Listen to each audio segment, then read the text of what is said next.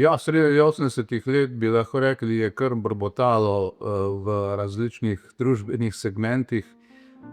Vse skupaj smo zapakirali največkrat pod pojmom kriza, razne krize, ni bilo osnovnih življenjskih dobrin, konflikti politični so zmerom bolj eskalirali.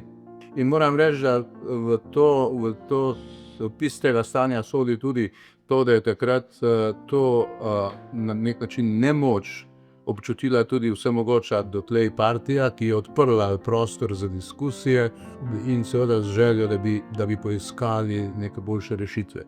Tako da je bila to ena zelo zanimiva situacija za sociologe, za sociologijo. No, na drugi strani pa moram reči, da je pa tudi znotraj sociološkega polja, zlasti izobraževalnega, raziskovalnega, ne, v tem času beležimo povečevanje števila študentov, povečevanje števila diplomantov.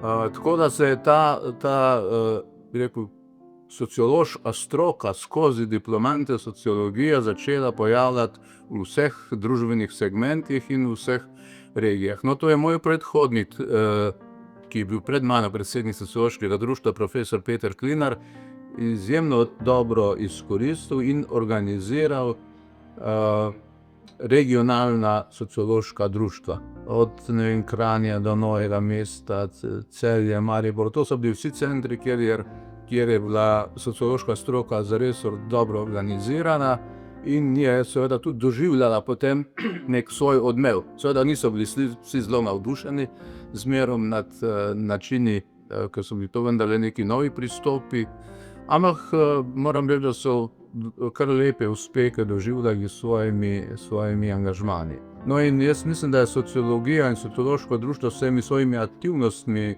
povezovanja, organizacije raznih posvetov, konferenc, tudi konec koncev družbenega protestiranja ob določenih dogodkih skozi čas, teh ni bilo tako malo, da je prineslo v ta prostor en drug diskurs, en drug način razmišljanja in gledanja na družbo in na svet, ne. Seveda prvi hip je to izzvalo razne odpore, tudi razne politične pretrese, ampak seveda, ko si prišel z empirično utemeljenimi podatki in to dokazal, potem ni bilo več vprašanje, se ni dalo kar tako odpraviti, tako rečem, te sitne muhe, ki je začela letati okrog glav politikov. In drugo je bilo pa seveda to, da smo na dnevni red postavljali tudi taka prepovedana vprašanja, ki so med drugim tudi vodila potem v to družbeno spremembo, ne, na prelomu iz 80. v 90. leta. Kot sociolog, kot raziskovalec se pač generiraš neko znanje, prihajaš do nekih spoznanj, ki jih želiš širiti in s katerimi želiš pač vplivati v dobro družbe, v dobro skupnosti preko različnih vzvodov. En tak vzvod je seveda politika in ta politika seveda je dostikrat neodzivna na vse tisto, kar ji prinašaš na mizo. Če sta obe dovolj razumni in modri, a ne znata druga od druge kaj pridobiti, a ne. Velikokrat sem imel občutek, da smo izobrazili, ne, kot univerza, potem ko sem bil kot rektor univerze, smo izobrazili toliko dobrih strokovnjakov, a ne, ki so šli potem v politiko in smo jih tako dobro izobrazili, da zdaj ne rabijo nobenega nasveta več.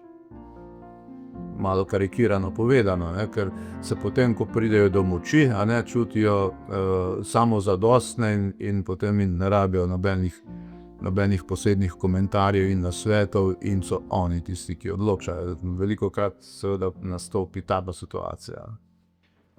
Eno od vprašanj, ki bi se ga postavil, je, ali ima sociologija danes izdelan konceptualni aparat, s katerim lahko ta globalna vprašanja, na nek način makro vprašanja, naslovi.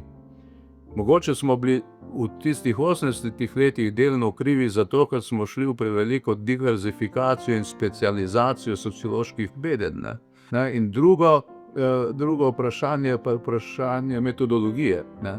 Takrat je bila v modi, da tako rečem, empirična sociologija z velikimi raziskavami, ki so zbirali velike količine podatkov, jih obdelovali in na tej podlagi tudi prihajali do določenih zaključkov.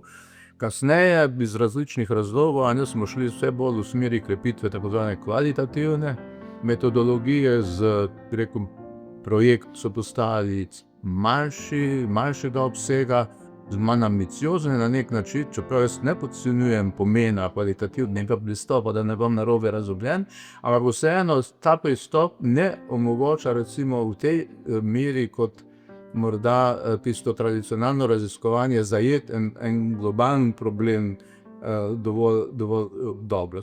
Mogoče se je treba vrniti ravno k temu, da se ne smemo nekako poleniti, in to imam včasih občutek, da smo postali preveč indiferentni do okolja in do tega, kar se v našem okolju dogaja, da se vsak ukvarja s svojim malim vrtičkom, in to se mi zdi, da bi bila lahko ena zelo pomembna vloga društva danes, da bi res izpostavljalo ta kritična razvojna vprašanja, in mobiliziralo najprej seveda svoje članstvo, in da bi seveda skozi ta angažma seveda potem tudi širili svoje videnje in svoje poglede naprej v druge družbene strukture.